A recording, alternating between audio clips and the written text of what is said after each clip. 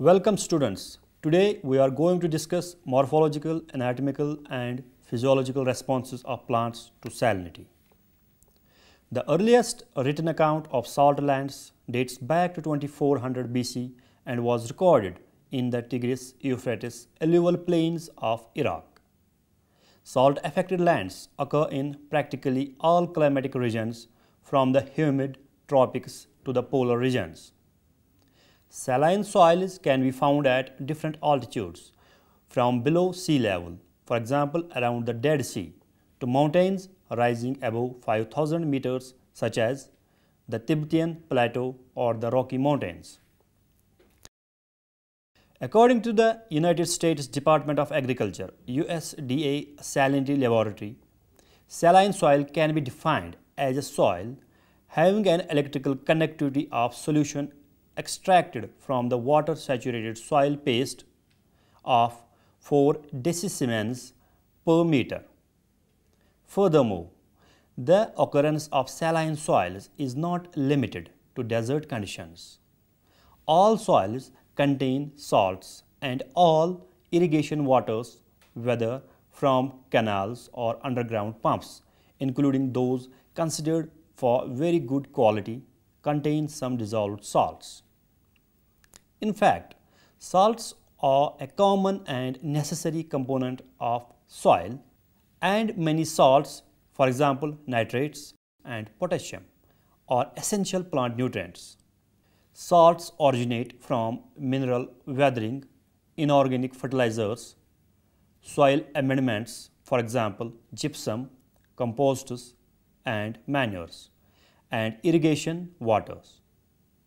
In particular, the process of soil salinization is dramatically exacerbated and accelerated by crop irrigation. The overall effect of irrigation in the context of salinity is that it imports large quantities of new salts to the soil that were not there before. Over 800 million hectares of land throughout the world are salt affected, either by salinity or the associated conditions of sodacity. This is over 6% of the world's total land area. Mediterranean region are currently experiencing increasing salt stress problems resulting from seawater intrusion into aquifers and irrigation with brackish water. While an important cause of salinity in Australian continent is the deposition of oceanic salts carried in wind and rain. An additional important source of salts in many landscape soils comes from ice melters used on roads and sidewalks. The addition of virtually any soluble material will increase soil salinity. Among the various sources of soil salinity, irrigation combined with poor drainage is the most serious because it represents losses of once productive agricultural land. The irrigation water contains calcium, magnesium and sodium. When the water evaporates, calcium and magnesium often precipitate into carbonates, leaving sodium dominant in the soil. As a result, sodium concentration often exceed those of most macronutrients by 1 or 2 orders of magnitude, and by even more in the case of micronutrients. High concentrations of sodium in the soil solution may depress nutrient ion activities and produce extreme ratio of sodium calcium or sodium potassium. Increases in cation and their salts. NaCl is particular in the soil generates external osmotic potential that can prevent to reduce the influx of water into the root. The resulting water deficit is similar to drought conditions and additionally compounded by the presence of sodium ions. Improper management of salinity may lead to soil sodacity, which results in damage to soil structure. In particular, the action of sodium ions when they occupy the cation exchange complex of clay particles cause soil aggregates to break down, increase bulk density, make the soil more compact and decrease total porosity, thereby hampering soil aeration. As a result, plants in saline soils not only suffer from high sodium level but are also affected by some degree of hypoxia. Soil type and environmental factors such as vapor pressure deficit, radiation, and temperature may further alter salt tolerance. In fields, the salt levels fluctuate seasonally and spatially, and variation occurs due to the circumstances influencing each particular plant. In addition, the continuous use of same soil for growing vegetables results in an increase of salinization. Now, we will discuss morphological changes in plants under saline stress. Number 1. Growth characteristics. The main effects are slow and insufficient germination of seeds, physiological drought, wilting, desiccation, stunted growth, reduction in leaf area, reduction in root and shoot lengths, retarded flowering, fewer flowers, sterility and smaller seeds, etc. Membrane disorganization, reactive oxygen species, metabolic toxicity, inhibition of photosynthesis, and attenuated nutrient acquisition are the starting factors that initiate more catastrophic events. Seed germination is the most critical step in the life cycle of the plant, but it is hampered by high salinity stress. The causes of growth reduction differs, but it is not clear which mechanism plants employ to maintain residual growth and to what extent these mechanisms differ between short and long-term responses. The soluble salts in high concentration interfere with a balanced absorption of essential nutritional ions by the plants. A high NaCl concentration causes a reduction in growth parameters such as fresh and dry weight of leaves, shoot and root, along with decrease in moisture content. But decrease in growth characteristics varies from species to species. Several aspects of reproductive growth, including flowering, pollination, fruit development, yield, and quality, are also influenced by salinity. High salinity stress also delays the emergence of nodal roots, leaves, and tillers with decrease in relative growth rate RGR, leaf area ratio LAR, and specific leaf area. Stomatal conductance, leaf level transpiration, and internal carbon dioxide concentrations decrease at high salinity along with senescence. NaCl stress also inhibits cell expansion. However, the precise contribution of subsequent processes to inhibition of cell division and expansion and acceleration of cell death has not been well elucidated. Number 2. Plant root and shoot length. Root characteristics, especially root length density, and the number of thick roots are important for the plants to be able to have comparatively well-established above-ground parts by exploiting the available water. A prolific root system can confer the advantage of supporting accelerated plant growth during the early crop growth stage and the extraction of water from shallow soil layers that is otherwise easily lost by evaporation. Roots are the most vulnerable part and they are directly exposed to salts or to drying soil, but they are surprisingly robust. Inhibition of root length, shoot length, and number of leaves has been shown to decrease under salinity stress in plants. According to scientists, effect of salt stress results in reduced leaf growth and then root growth. When salinity is applied to the root medium, leaf elongation is immediately inhibited for maize, rice, barley, tomato, jawar, etc. Salinity in soils restricts water availability to plants in a similar manner to water stress, which causes reductions in growth rate and even in production. Number 3. Biomass production.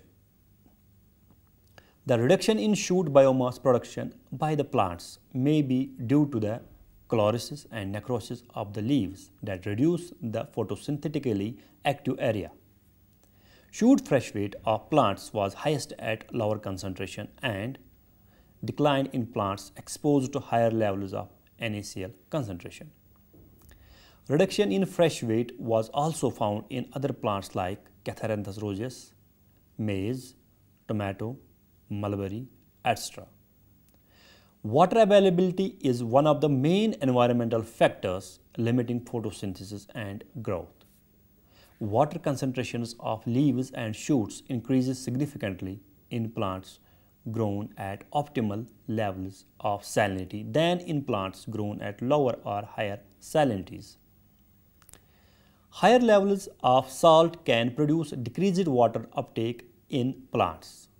Salt treatment induced a reduction in relative water content in the leaves, which indicates a loss of turgor that resulted in limited water availability for cell extension process. Increased moisture content under saline environment shows the higher water content per unit leaf area, which may dilute the accumulated salts in the cell sap. Now, we will discuss anatomical changes in plants under salt stress. Both halophytes and non-halophytes exhibit remarkable anatomical changes when exposed to elevated levels of salt. However, most conspicuous changes occur in leaves. It is reported that a smaller increase in the mesophyll area in Atriplex petula halophyte than that in Phaseolus vulgaris and Gossypium hirsutum, both glycophytes. This reveals a greater tendency of Atriplex to maintain constant mesophyll area and is an adaptive feature which reflects greater degree of shielding to photosynthetic mechanisms from harmful effects of salts. Many salt-tolerant plants, particularly dicotyledonous halophytes, are characterized by xeromorphic characteristics such as thick succulent leaves, which apparently aid sufficient water storage. Smaller, reduced leaves with dense covering of pubescence are also a characteristic of xerophytes, which account for a successful survival of halophytes under dryland salinities.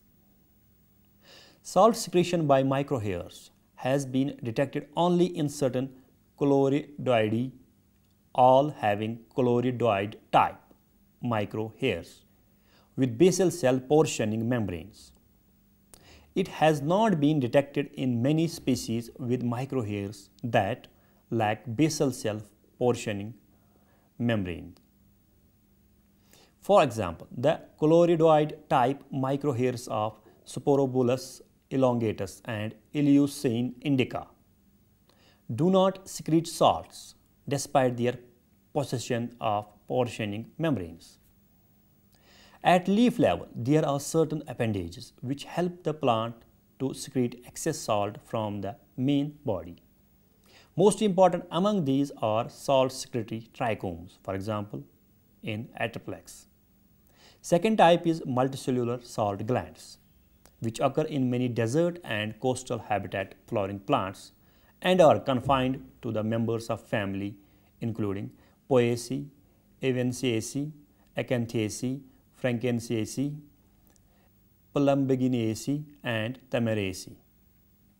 In contrast, the stem of halophyte, namely Salicornia fruticosa, has a simple cortex and single-layered epidermis which is thin-walled, and the photosynthetic tissue has palisade and parenchymatous cells for storage of water. Stomatal features like density and size are critical for controlling transpirational loss from leaf surface and even more critical under physiological drought. The importance of stomatal characteristics is in avoiding water loss through leaf surface has been reported in several species like Dischalis spicata, barley, and wheat. The roots of saline desert plants have reduced cortex to shorten the distance between epidermis and stele. The Casparian strip is much wider in the highly dry and salt marsh habitat plants as compared to mesophytes.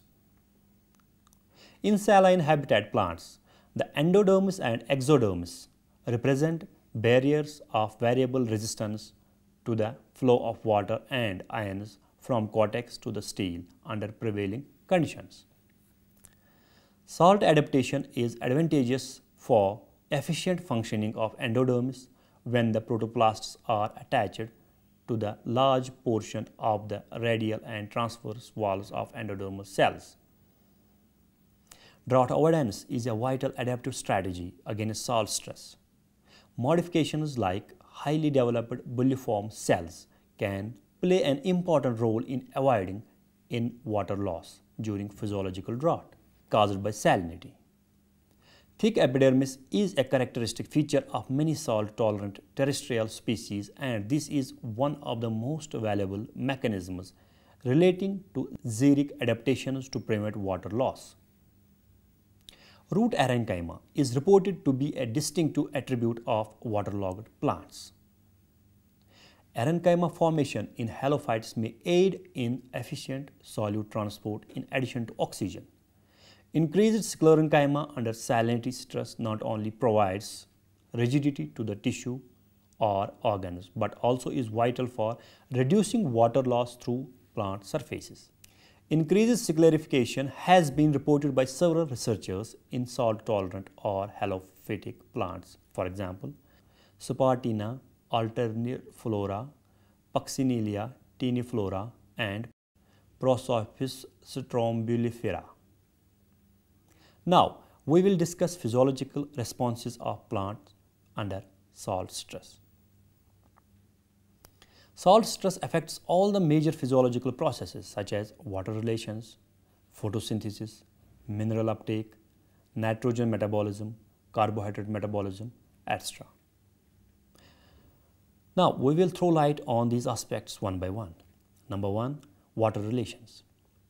Increase of salt in the root medium can lead to a decrease in leaf water potential and hence may affect many plant processes.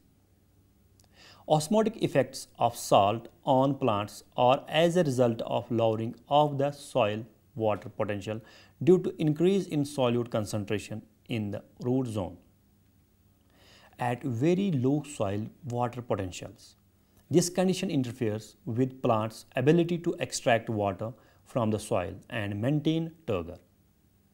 However, at low or moderate salt concentration, plants adjust osmotically, that is, accumulate solutes, and maintain a potential gradient for the influx of water. It has been reported that salt treatment causes a significant decrease in relative water content, RWC, in sugar beet varieties. Decrease in RWC indicates a loss of turgor that results in limited water availability for cell extension processes. Number two is photosynthesis. Growth of plants is dependent on photosynthesis and therefore environmental stresses affecting growth also affect photosynthesis. Studies conducted by a number of authors on different plant species have shown that photosynthetic capacity is suppressed by salinity. A positive association between photosynthetic rate and yield under saline conditions has been found in different crops such as Gossypium hirsutum and Asparagus officinalis. Inhibition of vegetative growth in plants subjected to salinity is associated with a marked inhibition of photosynthesis. The effect of salinity on photosynthetic rate depends on salt concentration and plant species. There is evidence that at low salt concentration, salinity may stimulate photosynthesis, for instance in Bruguiera parviflora. Photosynthetic rate increased at low salinity and decreased at high salinity, whereas stomatal conductance remain unchanged. at low salinity and decreased at high salinity. Plant biologists attributed the decrease in photosynthetic rate to salinity-induced factors. Number 1. Dehydration of cell membranes, which reduce their permeability to carbon dioxide. High salt concentration in soil and water create high osmotic potential, which reduce the availability of water to plants. Decrease in water potential causes osmotic stress, which reversibly inactivates photosynthetic electron transport via shrinkage of intercellular spaces. Number 2. Salt toxicity caused particularly by sodium and chlorine ions. Chlorine inhibits photosynthetic rate through its inhibition of nitrogen uptake by the roots. Plant biologists found that nitrogen was significantly reduced in salt-stressed sultana vines, and this reduction was correlated with photosynthetic reduction. The reduced nitrogen uptake combined with osmotic stress may explain the inhibitory effect of salinity on photosynthesis. Number 3. Reduction of carbon dioxide supply because of the closure of stomata. The reduction in stomatal conductance results in restricting the availability of carbon dioxide for carboxylation reactions. Stomatal closure minimizes loss of water through transpiration, and this affects light harvesting and energy conservation systems, thus leading to alteration in chloroplast activity. Higher stomatal conductance in plants is known to increase carbon dioxide diffusion into the leaves and thereby favor higher photosynthetic rates. Higher net assimilation rates could in turn favor higher crop yields, as was found in Pima cotton, Gossypium barbadensis.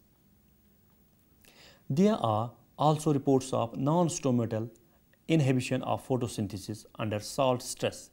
This non-stomatal inhibition is due to increased resistance to carbon dioxide diffusion in the liquid phase from the mesophyll wall to the site of carbon dioxide reduction in the chloroplast and reduced efficiency of RUBPKs. Other causes of reduced photosynthetic rates due to salinity are enhanced senescence induced by salinity, changes in enzyme activity induced by alterations in cytoplasmic structure, and negative feedback by reduced sink activity. Although the rate of photosynthesis is reduced under salt stress, this is not the cause of reduction in the rate of cell expansion as indicated by several lines of evidence. Growth is reduced more rapidly and at lower concentrations of sodium in the leaf than is photosynthesis.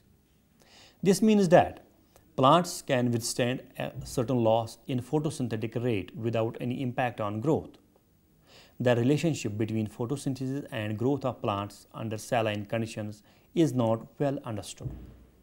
Many changes take place in plants in order to enable them to tolerate saline conditions and maintain photosynthetic activity. Number 3 is carbohydrates. Among the various organic osmotica, sugars contribute up to 50% of the total osmotic potential in glycophytes, subject to saline conditions.